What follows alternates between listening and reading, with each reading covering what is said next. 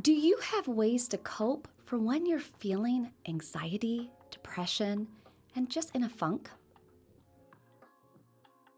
Hi, I'm Nancy Solari. We've all been there, where we've just had a bad day. But what happens when it's a bad day to the 10th power? And now we're dealing with deeper emotions. We're depressed. An event has happened in our life. Could be infertility. I've had guests that have gone through that on my show.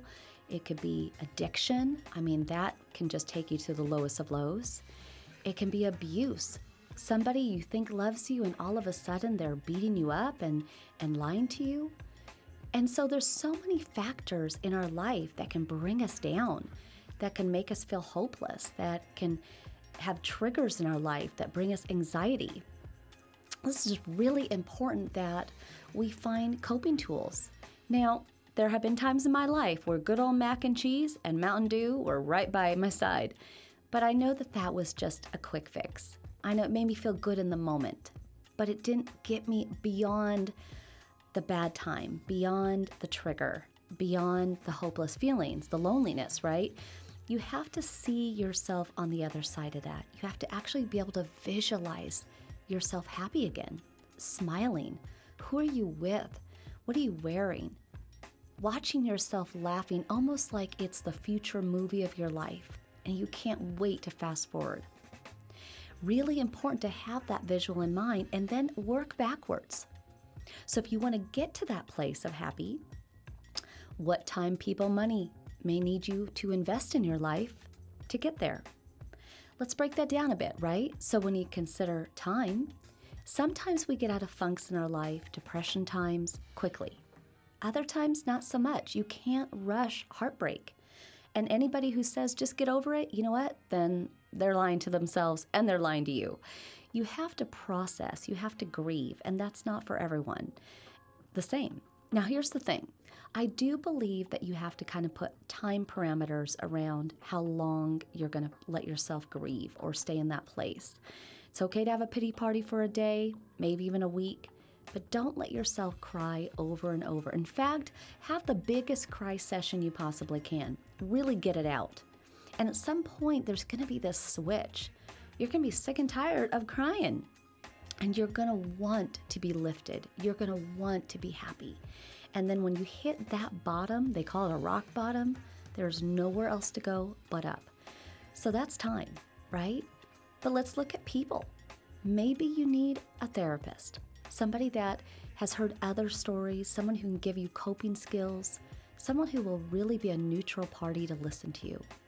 Maybe you need a life coach, someone to really bring ideas to the table, get you out there trying different things that even feel uncomfortable, but sometimes it's that jolt, it's that outside of the box that we need. Sometimes you might need to consider letting go of relationship, friends, family, acquaintances that don't serve you. They just don't make you feel good. So who wants to be around that all the time, right? But you have that power to clean house, as one would say. Lastly, let's look at money, right? Sometimes we have to invest in ourselves. Take that vacation that you keep putting off. Let yourself put your feet in the sand and have a pina colada. Let yourself just be rewarded.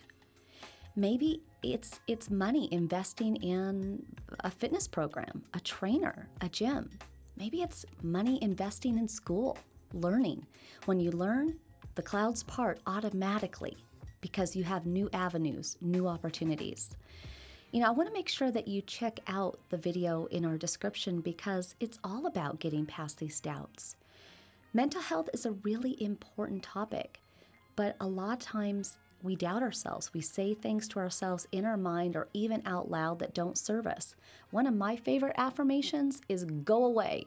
When I'm having a bad thought, I want it to go away, and it does. I've trained myself.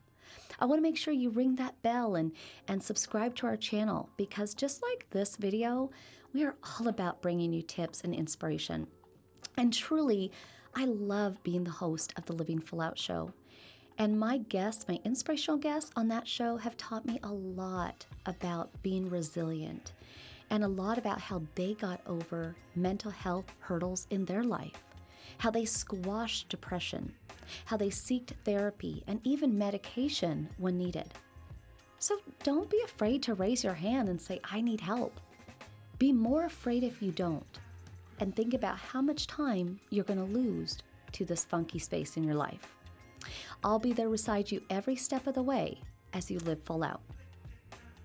Thank you for watching our YouTube channel. If you enjoyed this video, make sure to hit the like button. Subscribe if you'd like to see other inspirational videos.